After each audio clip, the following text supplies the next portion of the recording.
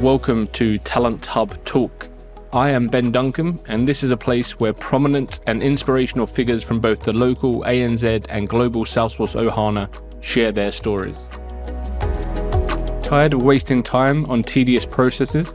Try Form Assembly, the secure, all-in-one Salesforce connected data collection platform. Form Assembly helps customers streamline and automate data collection processes, enabling organizations in all industries to save an average of 55 hours each week on manual data entry. Using the platform's new workflow builder, non-technical users can map entire data collection workflows, eliminate inefficient processes, and make better, faster decisions, all without code or help from IT. Visit www.formassembly.com/talent hub to learn more about the #1 enterprise data collection platform for Salesforce. In today's episode, I am joined by Justin Gavette, a Salesforce Platform Manager and the not-for-profit user group leader in Atlanta. Through the episode, Justin shares his Salesforce career journey and talks candidly about some of the things he has faced in life and the workplace. We cover important and often undiscussed topics such as social anxiety, depression, and the importance of open communication in the workplace. It really was a pleasure to speak with Justin, and I'm very grateful for his openness and willingness to share his experiences. I hope you enjoy the episode, and if you do, please do subscribe for future episodes that are coming through. Justin, thank you for joining us. Thank you, Ben. I appreciate you having me. No, really good to have you on the show, and got lots to explore today. I am disappointed you're in the office because we were talking just off camera. There's no cat appearance today, unfortunately. Yeah, well, that's probably a good thing because they're a bit crazy. They're like my children, little toddlers. Yeah. Yeah, and they just run amok. Yeah. So. Well, I got to meet I think one or two of them when we were having a chat the other day beforehand. So they're famous in the ecosystem, I hear. So we'll shame we won't meet them today, but really glad to have you on the show and really interested to hear more about your story. So if you've listened to any of these episodes before, which I think you have with Ben Fuller being your boss there, I'd like to hear a bit more about you before Salesforce and what your career looked like before you kind of moved into the ecosystem. So what was that for you? What was your career, and then how did you find your way into this space? So I moved to Atlanta back in 2008. And prior to that, I lived in Phoenix, where I was a homeowners association manager, which is very, not a whole lot of people know what they do. Yeah. Ended up needing a fresh start, came to Atlanta, and basically had to start from the bottom wherever I could find. So I ended up working for a styrofoam cup manufacturing company. Wow. In the warehouse. And after probably about 8 months or so, they started giving me some marketing duties to do. And then the warehouse portion of it grew smaller and smaller and smaller, and the marketing portion of it grew bigger and bigger and bigger. And I ended up being the pricing analyst there for about 3 years, where I did contract management and financial analyses and all that fun stuff. So, very, in my opinion, just a really interesting way to kind of grow my career here in Georgia. You know, making $7 an hour in the warehouse to not $7 an hour in a warehouse. How did they go from saying, right, you're going to be working in the warehouse to you look like you can do marketing? Can you do a bit of marketing for us? Well, so it was the marketing department, but the marketing department was also over like sales enablement and all of that. So like I would do some like PowerPoint presentations and graphical things like that. And then it just kept growing and growing and growing. And, you know, then they needed a backup for the pricing analyst that was there at the time because she was going to go out on maternity leave. So I was her backup, and apparently I may have done a little bit of a better job.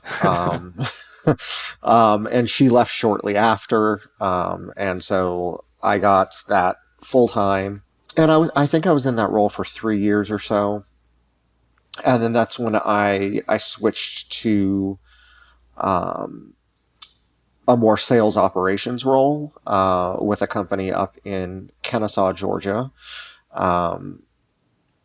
And I was the manager of sales operations. And as the manager of sales operations, I dealt with everything having to do with sales, from pricing to contracts to, how our salespeople are trained. So one day, and I enjoy telling this story, one day my boss came into my office and said, "Hey, we're looking for a CRM system. Can you go out and review some and bring back what you find?" I said, "Sure, why not?" And, brought back like 5 and, had like a whole matrix of like the pros and cons, and ended up landing on Salesforce is what I recommended. And they said, "Okay, great. Yes, let's do this." They signed the contract and they said, "Oh, by the way," that's how they get you, Ben. Yeah. "Oh, by the way, we don't have budget to implement it or to hire an admin. So you're going to implement it and you're going to be the admin." So that's what they mean by any other duties. Yeah. Like on the job description, any other duties that are given. Yeah. So I pretty much had to jump into the deep end of the pool, feet first, and implement Salesforce. So I like to call that flying the plane while learning how to fly. Yeah. Or building the plane, even. So that's how I got into the ecosystem, and that was 8 years ago. So you weren't even an accidental admin. You were an accidental implementation partner at that point, or an Yes. implementation consultant. Yeah. And coming in from a completely like non-IT background, right? That would have been, from what I can tell, your first kind of IT role. Correct. Yeah. I mean, I've always been good with computers and programs and things like that, but I had never worked. I had never had a job that had that as part of it. So had you considered if you were good with computers and you had an interest in them, had you ever considered being an IT professional at that point? and that's something that my mother asked me like every single day for several years of, "Oh, you're so good with technical stuff, you should go and get your degree." She doesn't say that anymore because she thinks that I'm an IT person now. Yeah. Even though it's much more than that. But Sure. she, it's hard to explain to our loved ones what we actually do. Yeah, well, I mean, as soon as people hear Salesforce, they think you're a salesperson, right? So at least she kind of gets the concept of it being technology. Yeah. So what? Obviously, you hadn't planned to have this career at that point. Like, you kind of fell into this space and have run with it. But now there are lots of people that are looking to come into the Salesforce ecosystem and not be accidental about it, but like this is a planned career move for them. And a lot of them are coming from a non-technical background. So what kind of advice do you have for people that might be looking to make that move at the moment? So I think the biggest thing is, so there's two things. Is you don't necessarily have to be technical because there are different careers within the Salesforce ecosystem. It is not just a, admin. It is not just a developer. There's business analysts, things like that, project managers, product owners. Like I have I'm a certified Scrum Master as well. So, that's a good way to break into it. So Yep. it would just be, don't really set your sight specifically on, "Oh, I want to become an admin," because there are the other careers. Mm-hmm. In fact, Salesforce just announced at TDX that they are launching the BA certification, I think in a couple of days. So they're really starting to branch out into the other roles, and that's really great. And they started that with the with the UX designer certification. So, there's a ton of different types of things to do, even if you're not a technical person. Yeah, that's so true. And I think, like, I was speaking to some people recently that have, like, they're looking to break into the Salesforce ecosystem, and they've gone through a program where they're getting their PD1 certification. And I was asking a lot of them, like, why do you want to, like, they want to be developers, but they couldn't tell me why. They couldn't tell me why they wanted to be a developer. I think it's just because they've acknowledged there's this gap in the market for developers, and are looking to become developers because of the gap. But like you said, there are so many other paths you could take. And I think it has to be like, what do you enjoy doing? You know, do you enjoy, if you enjoy being a BA, you don't necessarily have to be a functional consultant. You can just do the BA tasks, because the ecosystem is growing that much that BAs, there are roles now where it's just a pure BA role, right?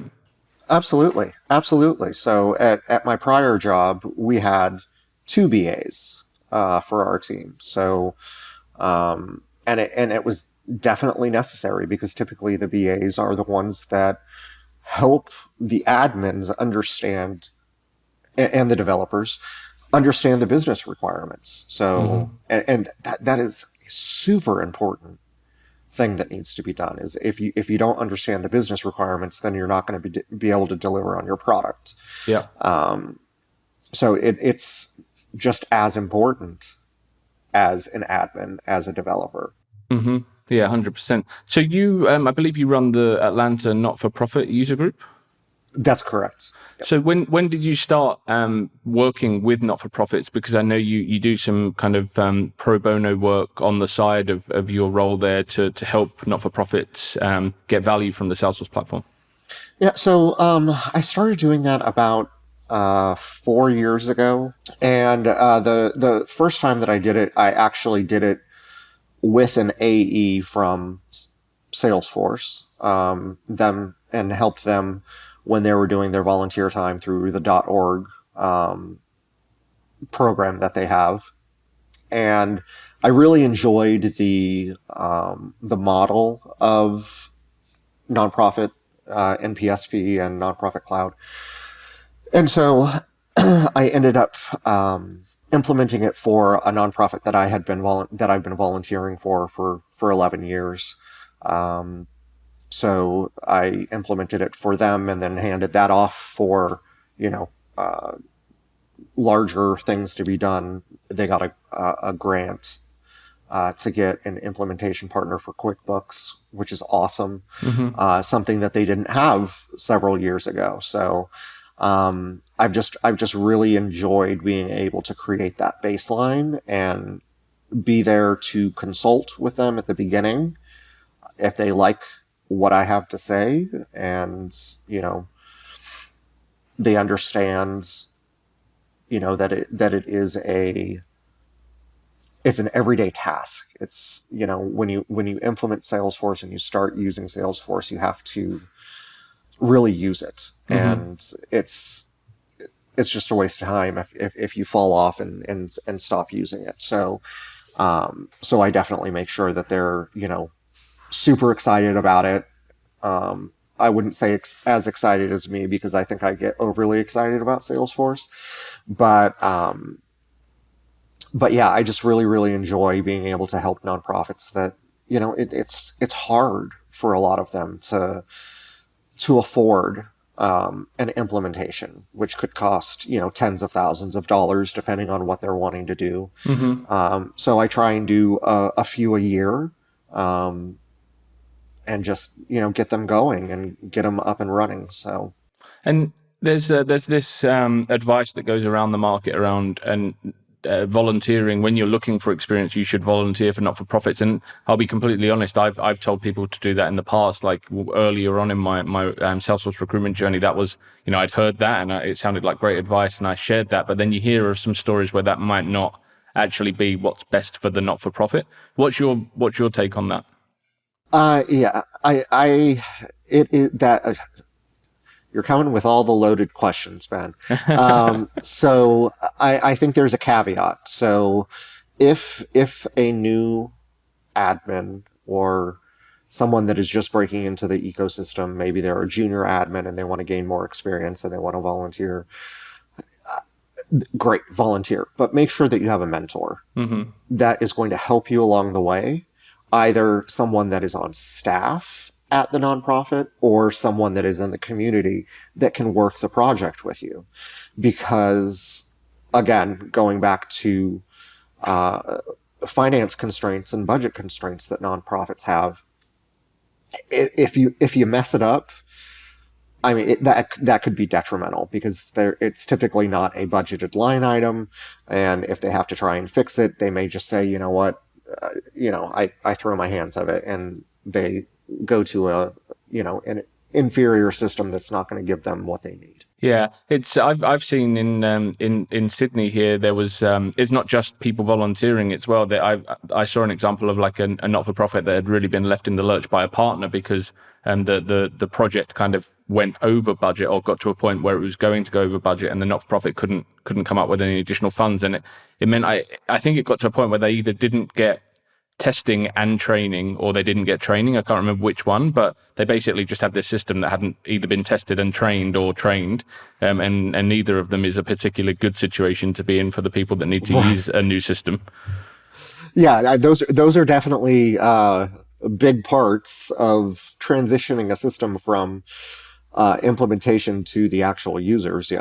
Testing and training. So I hope that they were able to get one or the other, or both, at some point. We actually took down someone we know well that's he volunteered. He's a solution architect, and he spent a lot of time working with them to get their system up and running. But yeah, like I think there's a massive opportunity for experienced people to volunteer for not-for-profits as well, not just the junior people that get told to, but yeah, like you said, have a mentor, but also there are so many not-for-profits out there in need of some support, and there's a lot of experienced talent in the market that can add value there. Now, your journey into the ecosystem, obviously you were in a number of different roles before. You found yourself in the Salesforce world. What has it meant for you personally to find yourself as part of the Ohana?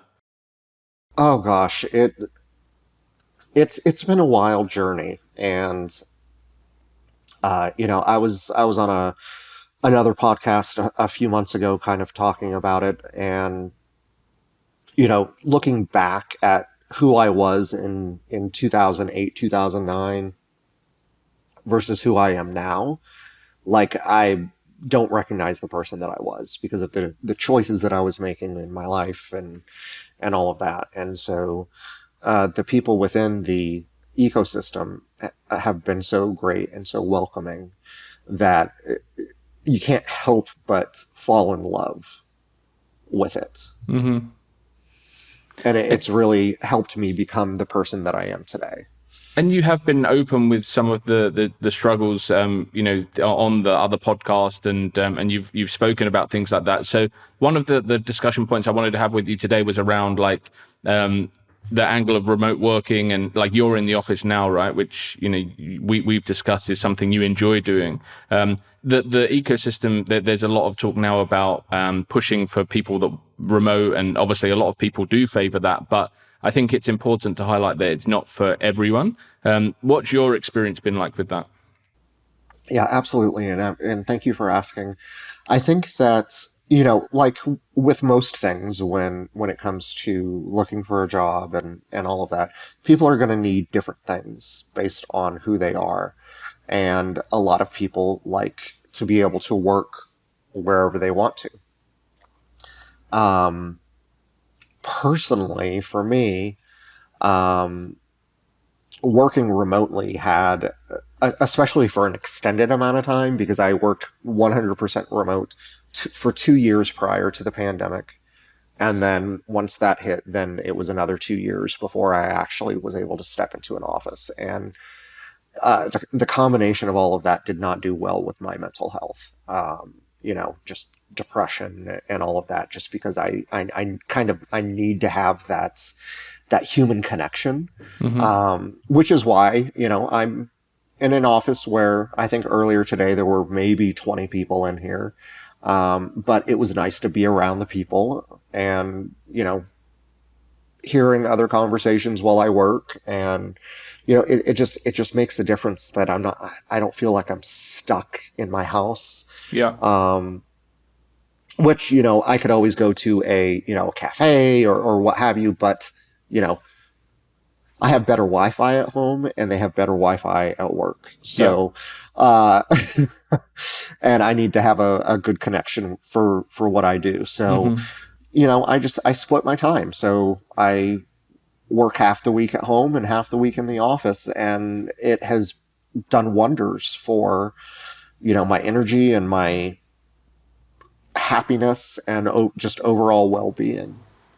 Yeah, I think it's so important for people, like companies especially, to acknowledge that, and not, it's not a one size fits all for everyone. Oh, great, everyone wants to work remote, and we'll get rid of our office. I think it's important to understand, there are people in the team that's not going to suit from a mental health angle, or even logistically. A lot of people, can't work from home and don't have the setup to do so. So yeah, I think it's important to understand that, and for people to talk about that and to talk about how they have felt through that period, because often it doesn't get spoken about enough. Absolutely. And that's one of the major things that I have spoken about whenever I'm with a group of people that are in the ecosystem or even outside of the ecosystem. I pretty much talk to anybody, that, mental health is so important. And I think that, with COVID and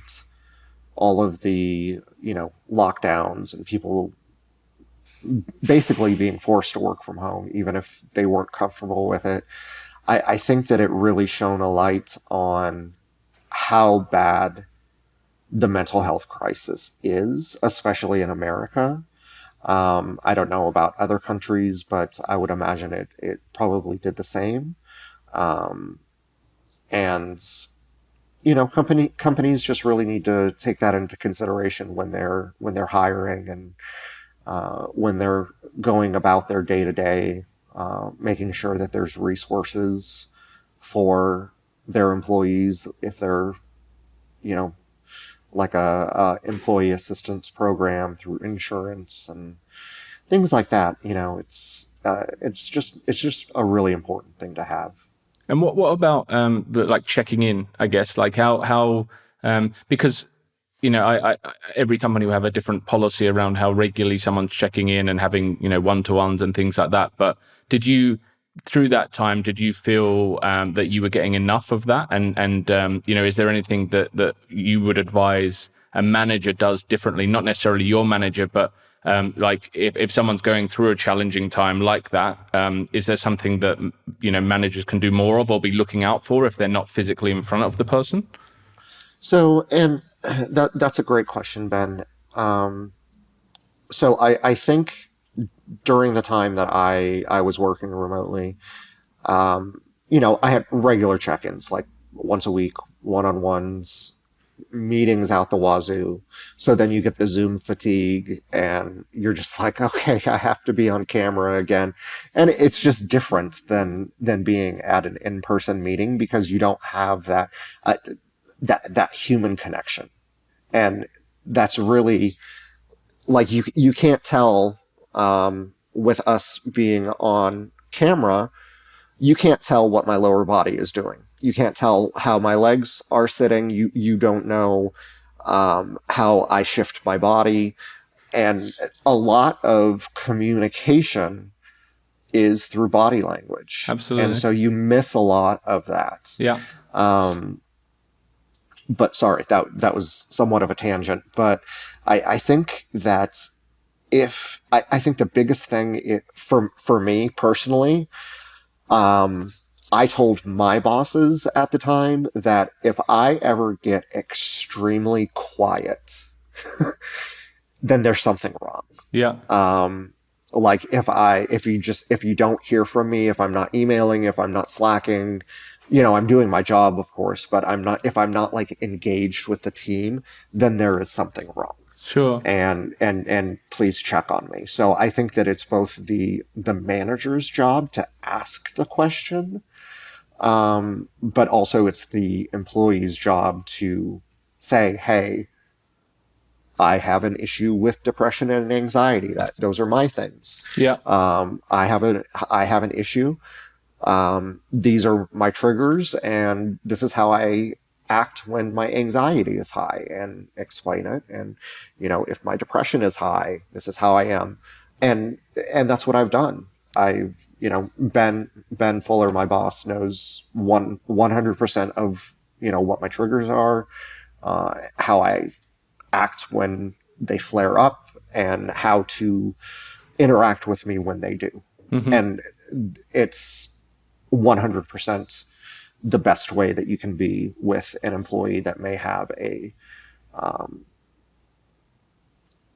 don't want to say mental illness, but like depression, anxiety, any of those. So Now that open communication must be very difficult at times, and I think you need to find the right manager, right? Because I'm sure you've been in environments where it wouldn't have been so easy to have that conversation. Oh, absolutely, absolutely. I won't say a time frame because it would be easy to guess. But there was a point in time that I was actively bullied by a boss on a daily basis. So I still have PTSD from that, to the point where it gets my anxiety up and going if I even hear certain phrases. And took it up to HR. It didn't end up going anywhere, and so I left. So left that company and went to the next place, because I needed to protect myself and what I needed to stay healthy, both physically and mentally. Now, I think you knew Ben before you joined his team, so maybe this question isn't as fair, but how do you kind of make that assessment? Because you've gone into a company that didn't work out. Well, it was a horrible environment, and a toxic environment as well. And now you're in an environment where I believe in your team, it's the communication is really open. Everyone brings their authentic self to work in the team you're in at the moment.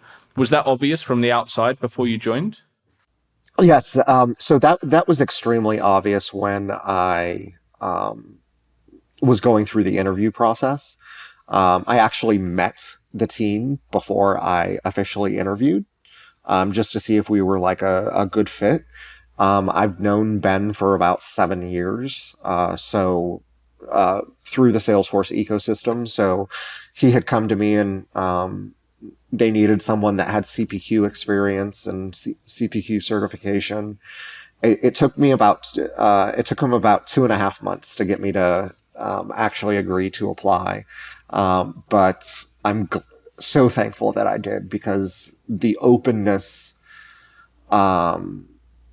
has just been staggering, of not just even with my team, but other people within the company, the executive level, and all of that. So it's just, I'm able to come my authentic, anxiety-ridden, depression-ridden gay self to work and do my job and kick butt at it.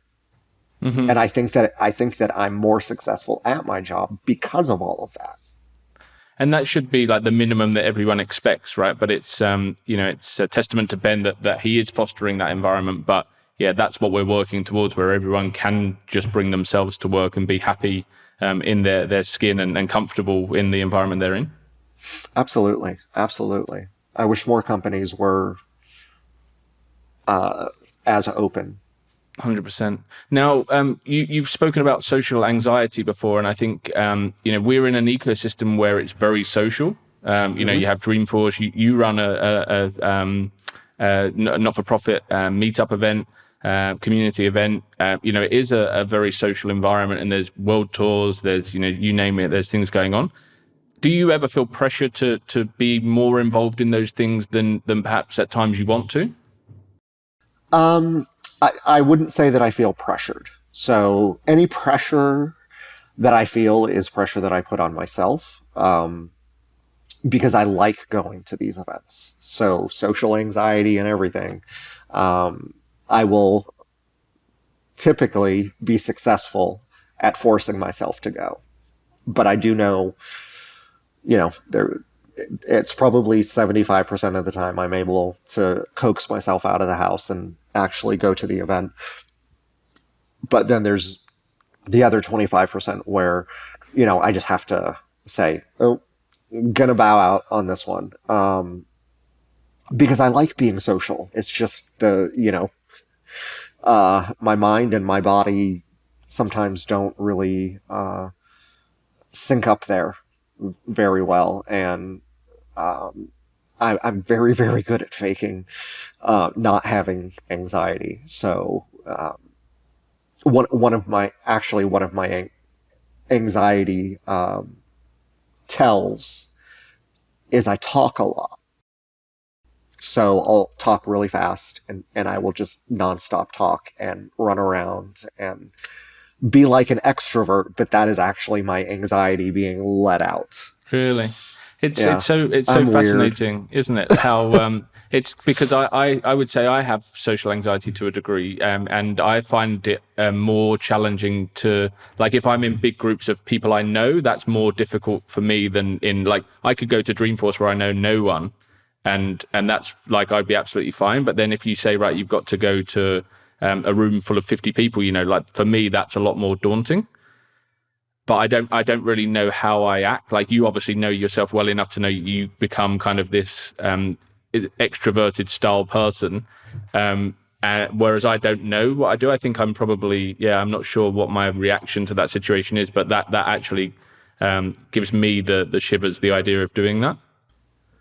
Yeah, I think I'm the exact opposite. So if I'm, because I've not publicly, like, done a public speaking engagement or anything, but I've had to do trainings and things like that. And, within work and then with not nonprofits that I've worked with in the past. I've been interviewed for the news and, it's when I am speaking with a group of people that I know, I'm able to use my humor and kind of crack jokes at myself. Yeah. And that relaxes me because I think I'm funny and other people may not. And so if I'm in a room full of people that have no idea who I am, that would you'd probably have to, like, chain me to the stage.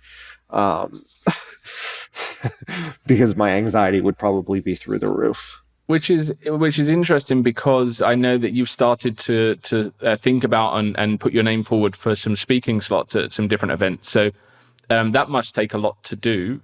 What's the kind of what's given you that I guess platform to now say, right, this is something I want to do? Interestingly enough, it was the first podcast that I was on. I just really enjoy talking to other people about Salesforce and, our different life journeys and things like that. And so that really, really struck a chord with me. So I've submitted for a couple of sessions. One I've heard back from, and I didn't get chosen, which is fine. But there's a couple more that I'm going to be submitting for. And so I've got a CPQ related one and I've got a nonprofit one. So I hope to be able to break the anxiety of presenting to a room full of people that I do know virtually, but are still in, in an anxious type of mood. Yeah. Well, best of luck, and I wish I could come and see it when you do it. But a bit of a journey for us, unfortunately. But now, in terms of like the ecosystem initiatives and things you're passionate about, what kind of really jumps out to you? And in your career, who have been some of the people that have inspired you the most? Oh gosh. Oh goodness gracious. So I think that the community user groups are fantastic. Like I love the user groups and the community led dreaming events are wonderful. I'm glad that those were started up. I have to give a shout out to my good friend Michelle Burra, who runs the Atlanta Salesforce Saturday group. I wouldn't be here today if I had not joined that group. That's really where I started breaking out of my shell and, talking to people. That's where I met Ben. So literally would not be where I'm at. So I think very, very highly of Michelle, and several other people that I met there. And, there's the normal people on Twitter and that I've met in real life now. Jeanette Jett and, Michelle Hansen and Melissa Hildees are just fantastic people. So I could go on and on, with all of the people that are within the ecosystem that are just absolutely fantastic.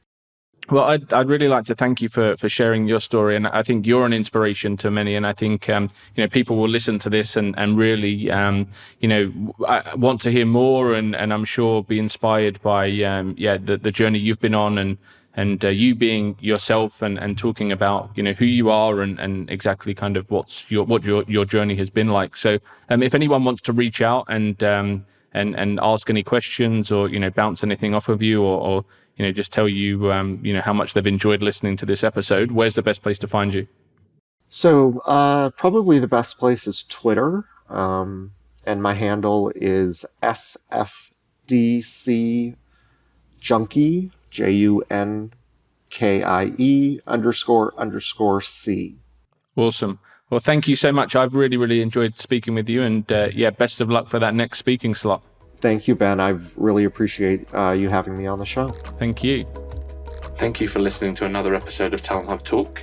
If you're enjoying the podcast, we'd love it if you could subscribe and also leave a short review. We're keen for this podcast to reach as many people in the Salesforce ecosystem as possible, and your reviews will help us do that.